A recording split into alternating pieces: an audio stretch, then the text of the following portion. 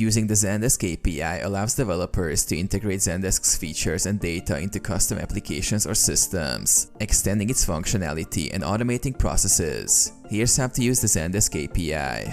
Authentication. Before using the API, authenticate your request by obtaining an API token or using OAuth authentication. This ensures that only authorized users can access Zendesk data. Explore API endpoints. Review Zendesk's API documentation to understand the available endpoints and their functionalities.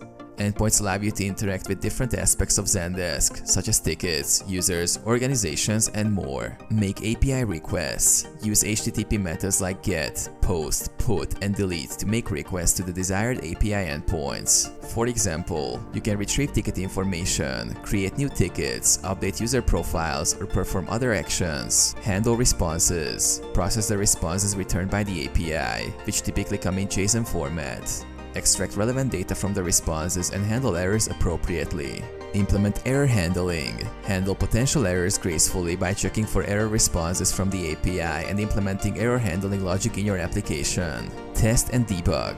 Test your API integrations thoroughly to ensure they work as expected. Use tools like Postman or CURL for testing and debugging. Monitor and maintain. Regularly monitor your API integrations for performance and reliability.